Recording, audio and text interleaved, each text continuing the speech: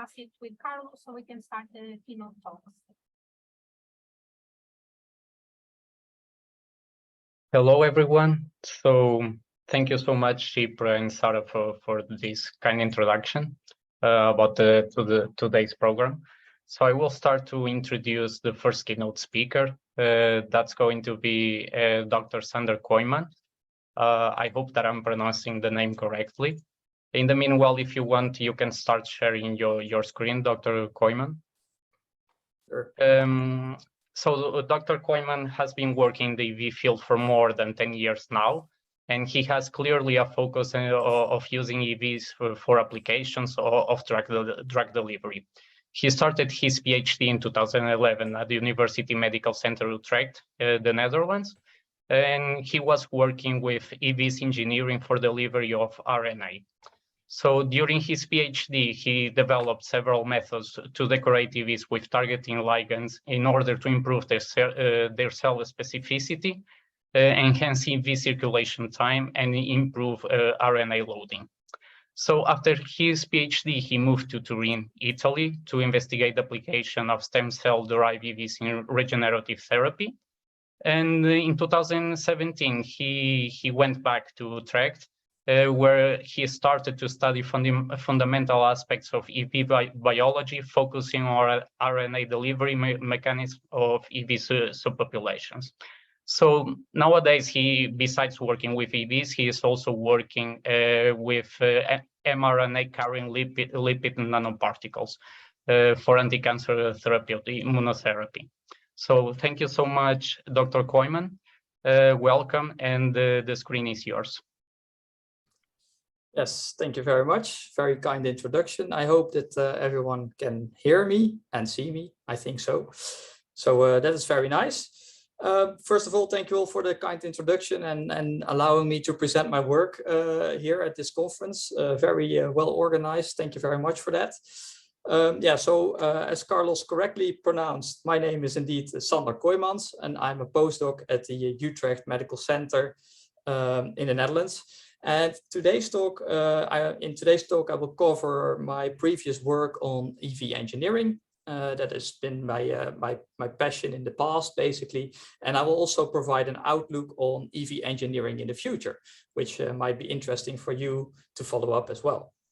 So as Carlos already mentioned, I have a specific interest in RNA therapeutics. And I think that most of us in this meeting have already come across RNA therapeutics in their life, namely during the last COVID-19 pandemic. So these were some photos that I took from the hospital where I got my COVID-19 shot.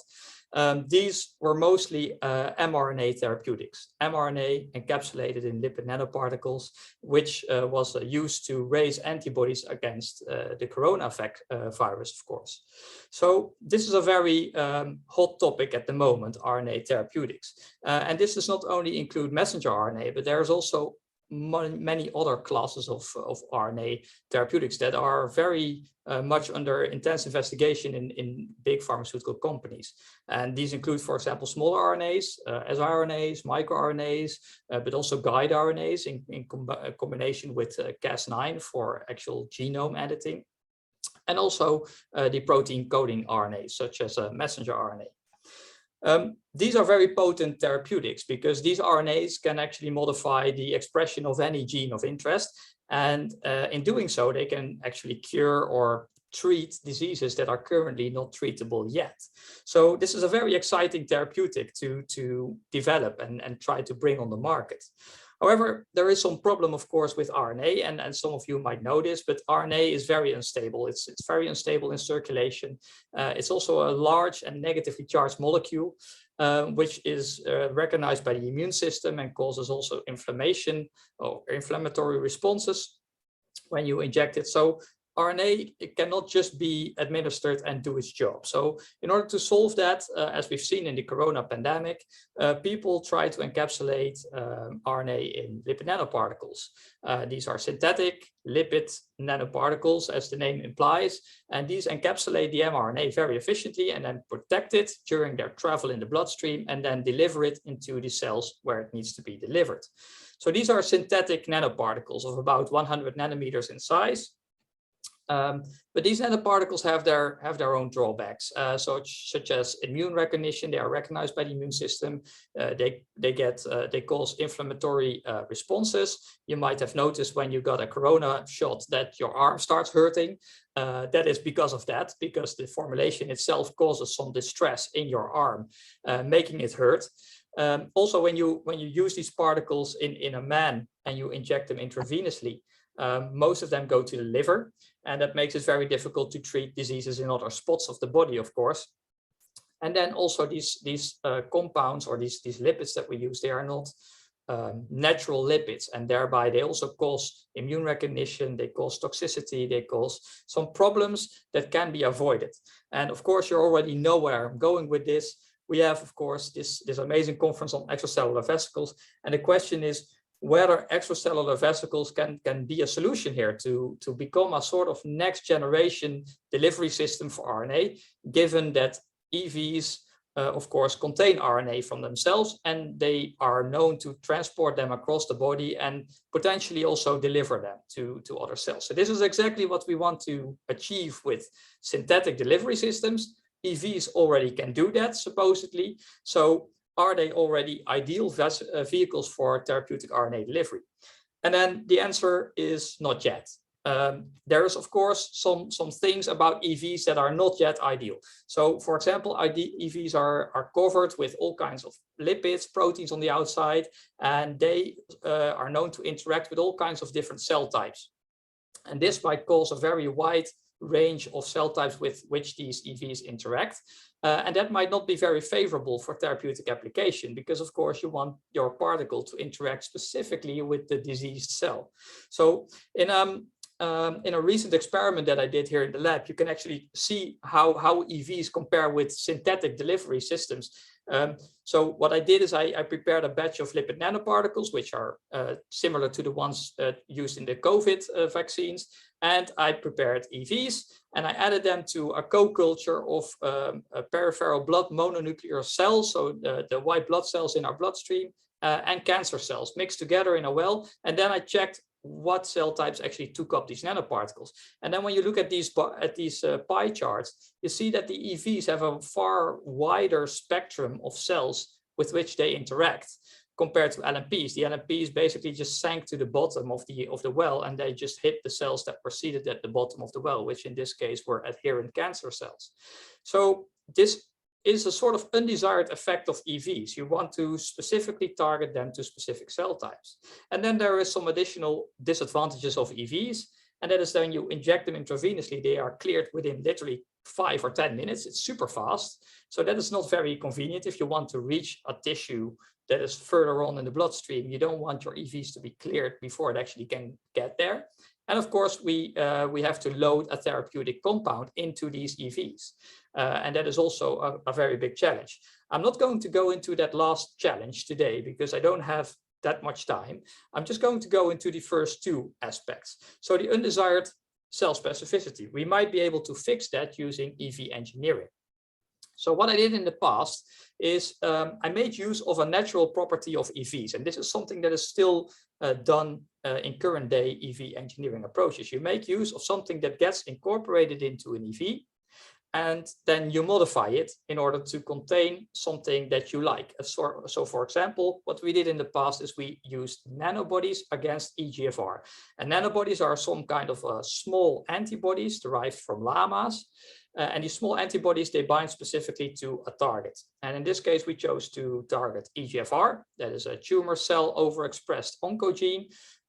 And these nanobodies bind this receptor very efficiently. And what we did is we attached, by genetic engineering, we attached these nanobodies to GPI anchors. And GPI anchors are small peptides that are connected to a lipid inside the cell. And these lipids are being sorted to lipid rafts. And we know that EVs are very dense in lipid rafts. These are highly ordered lipid domains. And we know that these nanobodies, or that these lipid rafts are actually sorted into EVs efficiently. So by doing this, we could actually achieve a way to display these nanobodies on these EVs. So we had EVs, as you see on the Western blot on the right of the screen. we saw that there was a large enrichment of the nanobody in the EVs. And we made two versions of this, a targeting one that was an EGA1 and a non-targeting one that was an R2. So those are two different nanobodies that either target EGFR or don't target anything. And we could express both of them in these cells, and then these cells would start secreting EVs that actually contain these nanobodies on their surface, which we could also see with electron microscopy. And then, of course, the question was, well, do these EVs that are targeted towards EGFR, are they better taken up by cancer cells that express EGFR? So we tested that, and to our surprise, it didn't happen. So what you see here on the two graphs on the right is cells that don't have EGFR and cells that do have EGFR. And all these different vesicle subtypes were taken up by in an equal speed by these two cell types. And there was not a big difference in the uptake of EGFR, of EVs. So this was a bit disappointing, but then we wondered that perhaps in this case, the uptake was already maximized, and perhaps we need to study this under more physiological conditions. So what we decided to do is we went with a flow setup. So in this case, we had a flow chamber, which is displayed on the top of the screen, where we coated cells, and then we let fluorescent EVs flow over these cells. And then these targeting ligands would actually provide an advantage if they were making the EVs more sticky to these cancer cells. So this is what you see in the movies at the bottom of the screen. That is actually one of these flow experiments where cells are labeled in blue, or the nuclei at least, and the EVs are labeled in red. And you see the EVs shooting by, and then on the left we have EVs with coupled to a negative control nanobody that doesn't bind anything, and on the right we have EVs that are coupled to an anti-EGFR nanobody. And you see, as this movie progresses, you see that the right screen becomes more purple and purple and purple, while the left screen remains relatively blue. Non ti sento, ok? Devi parlare di qua. Sorry, I hear some people talking. Can you please mute yourself? Otherwise, I get a lot of feedback. It's not very convenient. So you could actually also quantify this, and that's shown on the graph on the right. And then you see indeed that these EVs accumulate better in these EGFR expressing cells when they have these nanobodies. But then, of course, so we can combat this specificity towards cancer cells this way, but then we still have to solve the issue of fast clearance of EVs. And for that, we took a look at the drug delivery field and mostly at the liposome field. And what they do in the liposome field to deal with this issue of fast clearance of nanoparticles is they put polyethylene glycol, that is a hydrophilic polymer, on the surface of their particles. And when they do that, the circulation time is extended. So we tried to do the same thing, but then with EVs. And the way we did that is we generated micelles, lipid micelles, that we conjugated to these nanobodies that we used also in the previous work. And then by increasing the temperature of these micelles together with the EVs, the micelles start falling apart, and then it becomes energetically more favorable for the lipids to insert into the vesicle membrane. And this way you can insert these lipids that are conjugated to this PEG tail and a nanobody for the targeting aspect into the EV surface. And then we would separate these EVs from the micelles using size exclusion chromatography. And then this is what that looked like when you modified these EVs. You loaded them on Western blot. We see that with increasing temperature, we see that the nanobodies, which are labeled with a MIG tag on this Western blot, you see that they are increasingly incorporated. So we increased the temperature from 4 degrees to 25 to 40 to 60 degrees. And then we saw that the best incorporation happened at 60 degrees. Then, of course, we wanted to know whether this also provided some additional cell binding, the similar way as what we showed in the previous study. And then we saw that indeed in cells that express EGFR, we saw that the EV binding increased when we use higher post-insertion temperatures. So we saw that the peak here was around 40 degrees, whereas on the Western blot it was 60 degrees. But that is, of course, because if you heat an EV to 60 degrees, it gets destroyed. So we have to sort of stick to a physiological relevant temperature when we deal with a physiological entity such as EVs, of course. So then we wondered whether we could actually increase the circulation time of these EVs using this approach. So what we did is we labeled these EVs with a lipophilic dye, a near infrared lipophilic dye, and we injected these EVs in mice and then took blood to study how long these EVs were circulating. And then we saw that indeed, when we compared with unmodified EVs, that is the black line over here, they are literally cleared in 10 minutes. When you compare those post-inserted EVs that have these PEG lipids on their outside, the circulation time is prolonged. So you still see a rapid decrease in the first 10 minutes, but then there is a population of EVs that contains these lipids apparently that keeps on circulating. And that is good news, of course. And this was not due to the nanobodies that were attached to the EVs, because if we would just conjugate the nanobodies straight onto the EV surface with click chemistry without using any polymers, we would not see this effect. And then the EVs would still be cleared very fast. So then we wondered, okay, we have these properties of EVs improved, but still we don't really see an improved uptake of the EVs. And that might have something to do with the amount of targeting ligands that we put on each particle. So can we improve that? And in order to investigate that is we check the natural situation of how EVs are decorated with natural proteins. And what we know is that a lot of EVs expose phosphatidylserine on their membrane. And phosphatidylserine is often found in conjunction with a protein called lactate-herin. Lactate-herin contains a C1-C2 domain. And that is a phosphatidylserine binding domain. And then it also has an RGD domain, and that allows these EVs that have this protein on their surface to bind to specific cell types.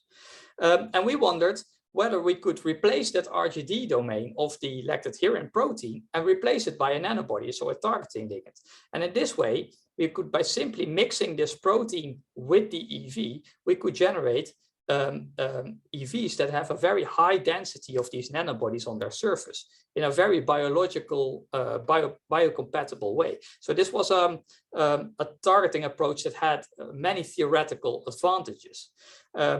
And I would consider this also the most gentle EV manipulation approach that we could possibly think of. So we prepared these proteins, and then we also we tested whether these proteins could actually bind the entities that we wanted them to bind. So the C1-C2 domain, as I said, is supposed to bind phosphatidylserine. So what we did is we added these proteins to basically a Western blot membrane that we spotted with different types of lipids, among them phosphatidylserine, but also other lipids that are known to be found in vesicle membranes. And then we saw what you see on these pictures, that with both proteins that we generated, again, we made two versions of the protein, a negative control one that doesn't bind EGFR and one that does bind EGFR. We saw that both proteins bound PS with very high affinity and did not bind any of the other lipids that we spotted on the membrane. So it was very specific for phosphatidylserine. And when we tested using an ELISA that was coated with EGFR, whether these proteins bound EGFR, we saw a very nice and very high affinity binding to EGFR, only of the protein that actually contained the nanobody against EGFR. So that was very nice. And then, of course, then we wondered, could we actually stick this protein onto EVs? So in order to test that, we took red blood cells and we stimulated them with calcium ionophore. And this process is known to generate EVs that are very high expressing phosphatidylserine. And then when we added these proteins and we checked them under the electron microscope after immunogold labeling, that's what you see on the bottom picture, we saw that indeed these proteins started docking onto the vesicle surface. And that was very nice to see. And then, of course, we wondered, well, can we use this approach with any vesicle type that we potentially want, because that would be the advantage. So we took cell culture derived EVs, we stuck these proteins on their surface, and then we added these vesicles to a co-culture of cells expressing EGFR and cells not expressing EGFR. And the cells that don't express EGFR are here shown in purple, and the ones that express EGFR are shown in green, and the vesicles are in red. And what we saw is that when we incubated these EVs with proteins against having this EGFR nanobody, we saw that these EVs started to migrate away from the from the non-EGFR expressing cells and migrating towards the tumor cells that had EGFR. And we could even quantify this, and then you can nicely see this increase in specificity. So that was actually pretty nice to see. And well, that basically concludes this initial part of my talk as well, where I give a sort of overview of what I have done in terms of EV engineering with targeting ligands, but this is also can be extended to what other people are still doing in the field in terms of EV engineering. So what I've shown here before I move on to the next part of my talk is that we can express GPI anchored nanobodies in cells, and then they start secreting EVs that have these nanobodies on their surface at a relatively low density. And what we then see is that the binding specificity of these EVs increases. So they start binding specifically the cells that we want them to bind. In this case, it was cancer cells. But we did not see an increase in uptake, also not a decrease. What we could also do is we could insert these nanobodies into the membrane of EVs by conjugating them to lipids that we could form into micelles and that we can then fuse with the EVs. And what we then saw was indeed that the binding specificity again increased, but that the uptake actually decreased. And this is something I haven't shown, but this is something that we have described also in that paper, which makes sense because we have a sort of PEG corona around these EVs. They get taken up less by cells. And this is also the way that we can extend circulation time. So they're taken up less and they are only taken up by the cell types that we want them to be taken up by. So that is very nice. And then finally, we saw that if you make a recombinant protein that you can sort of stick onto the membrane of EVs, we saw that the binding specificity and the uptake of these EVs was highly increased.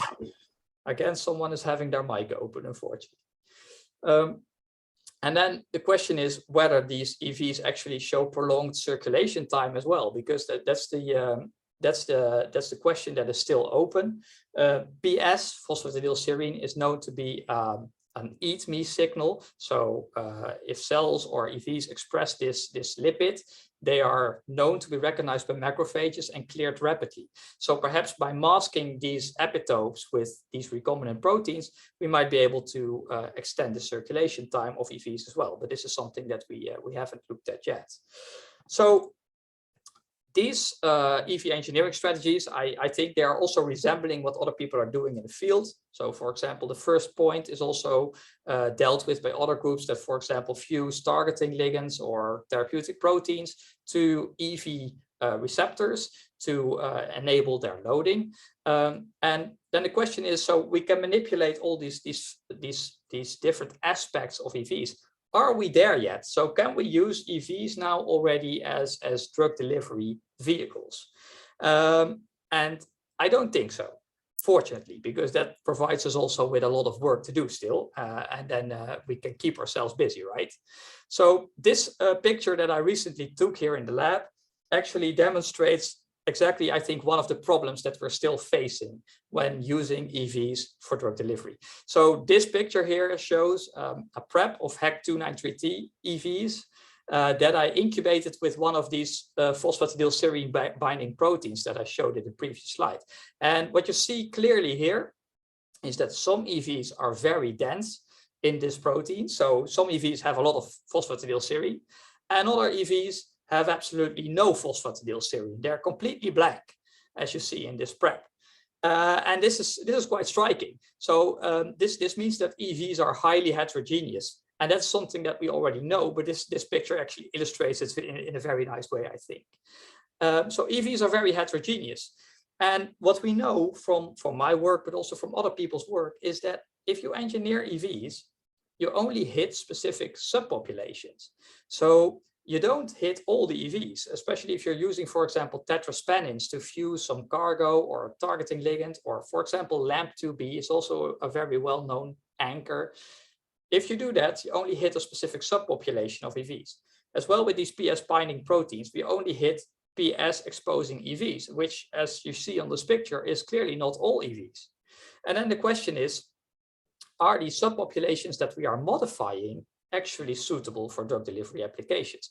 And this is something that people are now only starting to look at, me, myself included. And this is something that is very important to address. So a way in which I'm currently trying to investigate this is I've set up a new method to separate EVs into different subpopulations based on their surface molecules. So what we do in this approach is we isolate EVs, we bind them on magnetic beads using antibodies or the PS binding proteins that I developed, and then we elute them from these magnetic beads in such a way that they remain intact. And this would allow us theoretically to investigate their functionality. So then we can investigate which subpopulations would be theoretically most suitable for drug delivery applications. For example, because they circulate long, or because they are taken up very well by cell types that we want to be taken up, or ideally they are very well at actually delivery of their cargo to cells. So these are some pictures from these EVs that I elute from these beads. They look all nice. And then we wanted to investigate, and this is ongoing work, whether these EVs can actually still deliver cargo as well. So what we did here is we make use of a crossfire stoplight system that has been published quite recently by a colleague of mine. And this is a stoplight system that basically has cells that express red fluorescent protein, mCherry, and then fused to a linker and fused to out-of-frame EGFP cassettes. So when you treat these cells with Cas9 and a guide RNA targeting this linker region, these cells start next to expressing red fluorescent protein, also start expressing green fluorescent protein. So in this way, we can test the delivery of Cas9 and guide RNA complexes.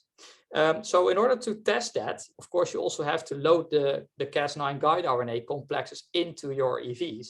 And that is something that is shown on the picture on the left of the screen. This is the way I do it in this specific project. We have a CD9 tetraspanin, which we fuse to a coat protein of a bacterium, MS2.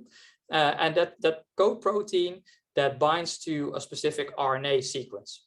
And we fuse this RNA sequence to a guide RNA, and then the guide RNA can bind to Cas9. And then in total, we have this entire complex of guide RNA and Cas9 loaded into the EV lumen. And then we also have to release this, and therefore we insert a UV cleavable linker into this protein. And then when we irradiate this construct with UV light, it falls apart, and then the Cas9 guide RNA can be delivered to cells. And what we did here is we tested whether we could then test the functionality of different EV subpopulations using this construct. So what I did is I prepared a batch of EVs that has this construct, and I separated these EVs into 4 different subpopulations based on surface markers using this magnetic bead pull down assay. And these subpopulations were CD9 positive, CD63 positive, CD81 positive, and phosphatidylserine positive. And these are, of course, overlapping subpopulations. They are not unique in any way. It's just to sort of show a proof of concept that these different subpopulations differ in functionality. And what we saw here is when we added these cells to these reporter cells, these EVs to these reporter cells, we saw that CD9 positive EVs and CD81 positive EVs performed very well. They were very well able to deliver this cargo. But on the contrary, CD63 positive EVs were not. And this is potentially because the CD63 positive population is a completely distinct population compared to the CD9 and CD81 vesicles in this case. So when we load, in this case, our therapeutic cargo into CD9 positive EVs, all the CD63 positive EVs in the same prep are not functional. So this is also an indication that if you make a therapeutic EV, in a way, you're always generating also EVs that do nothing, or perhaps even counteract your therapeutic activity. To validate this, we also made the same construct, but then we attached our cargo to CD63. And then we all of a sudden saw that CD63 EVs starting to become more functional. And then in addition, we saw CD9 and CD81 positive EVs still doing a lot, but then PS positive EVs dropping out of the equation. So using this method, we're slowly trying to decipher like which subpopulations of EVs we should be able to use for drug delivery applications. So to conclude my talk, what I've shown here today is that various aspects of EVs can actually be engineered. I've talked a lot about surface engineering using nanobodies, but of course also the content you can engineer. And an example I just showed in the last couple of slides with the Cas9 and guide RNA. And I know that there's a lot of other groups, perhaps also among the attendants today, that actually focus on loading stuff into EVs using similar strategies. But what we have to realize, I think one of the challenges that still are outlying basically is that all these strategies that we use target specific EV subpopulations. And then we should answer the question to ourselves, are these subpopulations suitable for therapeutic delivery? Perhaps if we are, for example, targeting phosphatidylserine positive EVs, these EVs are known or are designed perhaps to be cleared by macrophages, and perhaps they are designed to be natural waste bags rather than delivery vehicles. So would it be a good idea to use these EVs in the first place for drug delivery? Or should we perhaps focus on better subpopulations instead? So these are questions that I think are still very much open for discussion, and I would be happy to actually discuss them with the people here today during the Q&A session. Yeah, that basically concludes my talk. These are all the people that contributed to the slides and the work that I've showed in the previous talk. And yeah, if you have questions or comments, I would be happy to discuss.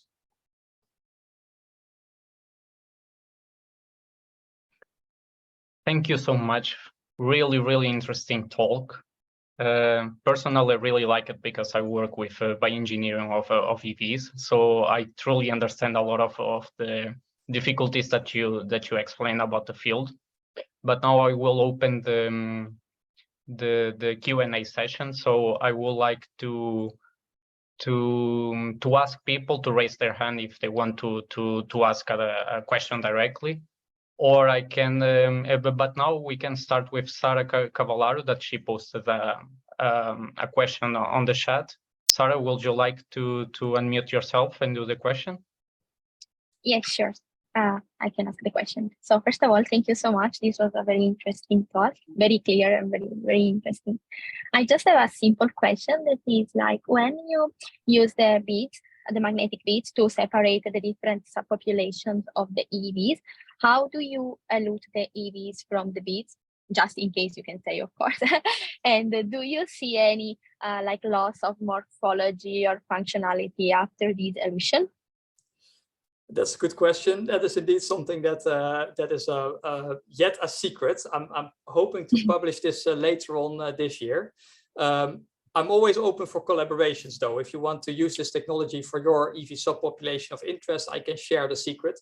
For now, I'll just keep it a secret, unfortunately, because yeah, what we know or what is currently available is just reagents that destroy your EVs, and that makes it very difficult to check functionality, of course.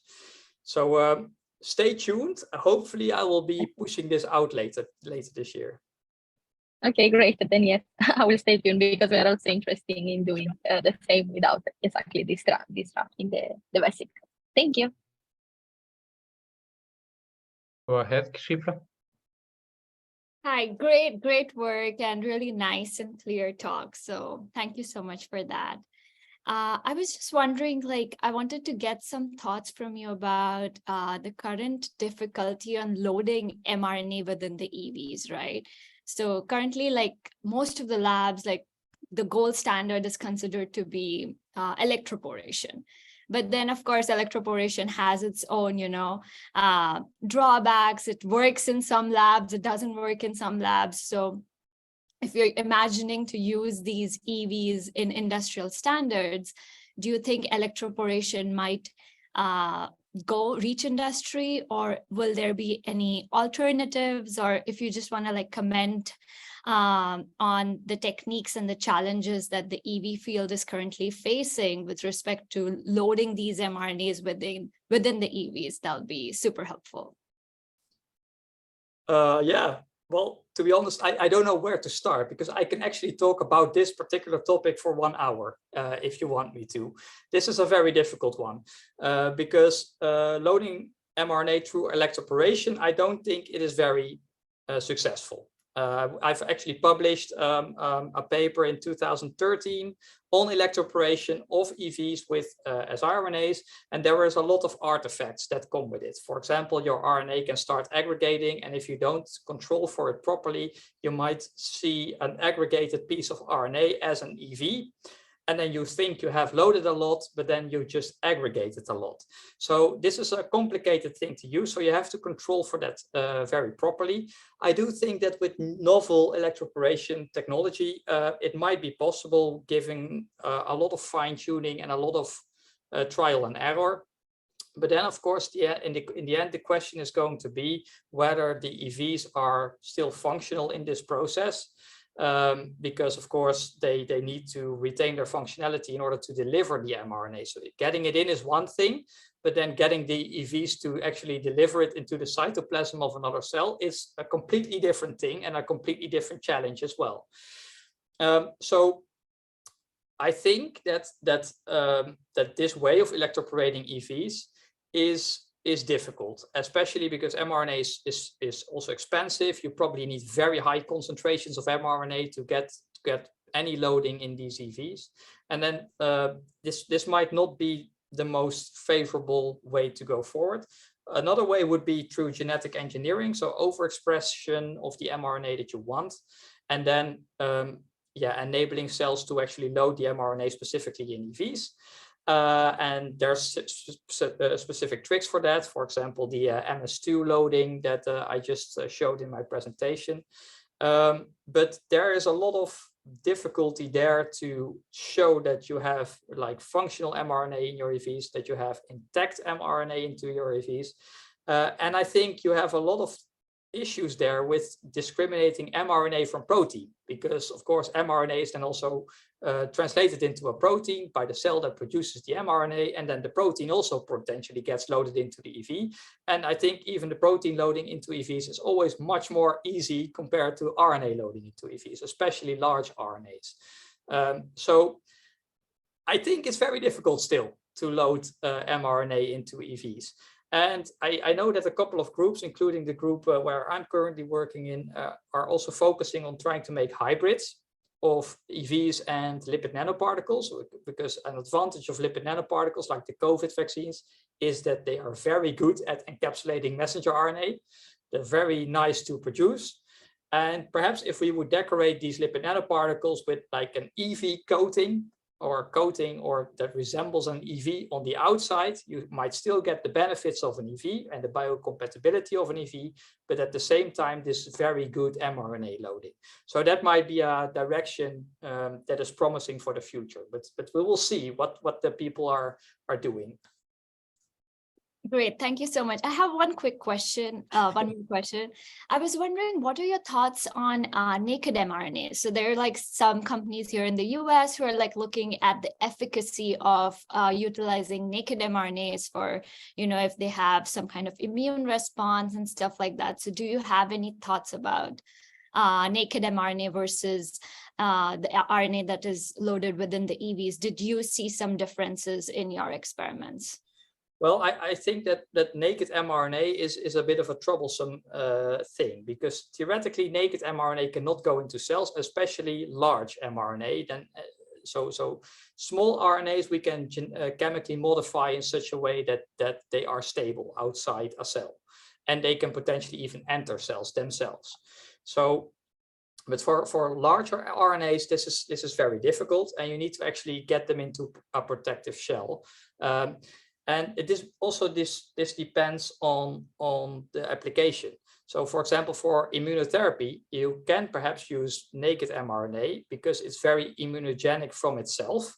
And then it provides an additional immune stimulation if you use naked mRNA. And then any small translation or delivery that might still occur is just a bonus.